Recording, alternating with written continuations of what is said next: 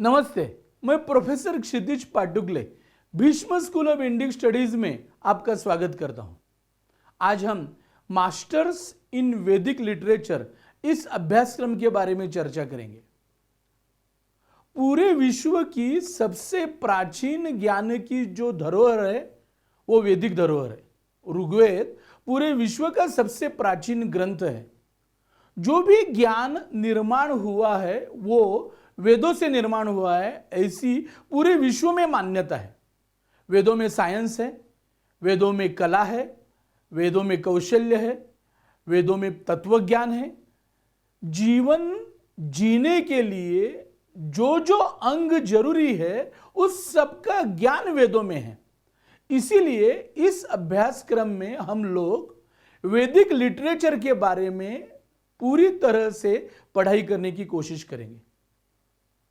जो कुछ वैदिक ग्रंथ है या भारतीय नॉलेज सिस्टम के ग्रंथ है वो 1 करोड़ से भी ज्यादा है। आज तक उसमें से सिर्फ 5% का अध्ययन हुआ है। 95% से भी ज्यादा स्क्रिप्ट्स, पांडुलिपियां प्रतीक्षा कर रही है उनका कोई अध्ययन करेगा। बहुतांश यह संस्कृत भाषा में ही उपलब्ध है, तो इस अभ्यासक्रम में हम संस्कृत परिचय इसका अभ्यास करेंगे।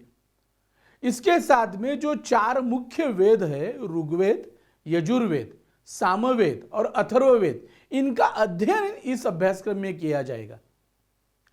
4 मुख्य वेदों के साथ 4 उपवेद भी है। गंधर्व वेद, आयुर्वेद, धनुर्वेद और स्थापत्य वेद। इनके बारे में भी हम इस अभ्यासक्रम में जानकारी लेंगे।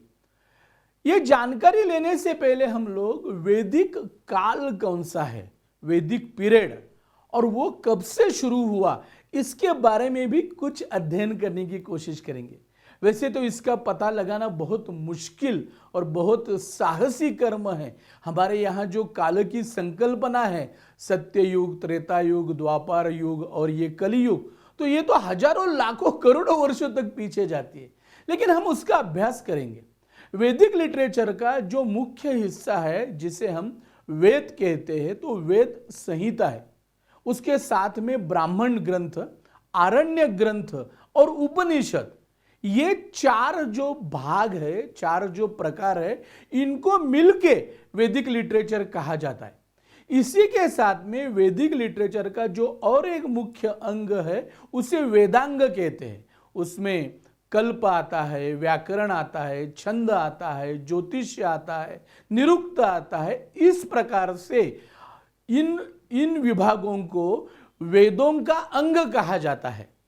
तो वेद, ब्राह्मण ग्रंथ, आरण्य ग्रंथ, उपनिषद और वेदांग, इन सबको इकट्ठा करके इसको वैदिक लिटरेचर कहते हैं।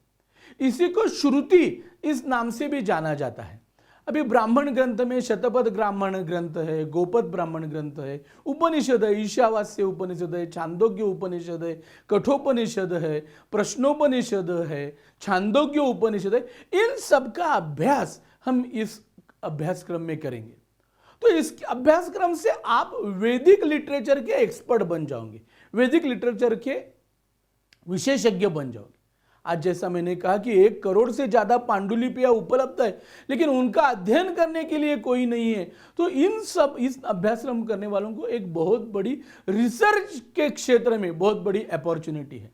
फिर आप फैकल्टी के रूप में काम कर सकते हैं, वैदिक कंसल्टेंट, वैदिक एक्सपर्ट, इस प्रकार से काम करते हैं। वैदिक जीवन पद्धति और वैदिक संस्कृति के बारे में पूरे विश्व में बहुत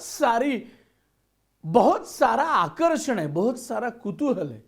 वेदों की जो यज्ञ पद्धति थी, आज भी कई बार कई जगहों पर सोमयाग किया जाता है या काम्य यज्ञ जैसा, पुत्र कामेष्टि जैसा यज्ञ किया जाता है।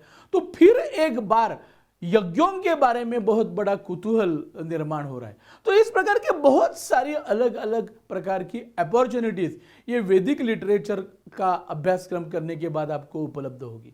इस वीडियो में आप लर्न मोर यह बटन देख रहे हैं, उसको क्लिक कीजिए और भीष्म स्कूल की वेबसाइट पे जाके मास्टर्स इन वैदिक लिटरेचर इस अभ्यासक्रम की पूरी जानकारी लीजिए। मैं आप सबको अनुरोध करता हूं कि आप इस अभ्यासक्रम में प्रवेश लीजिए और एक अत्यंत अद्भुत और उज्जवल ऐसा भविष्य बनाइए।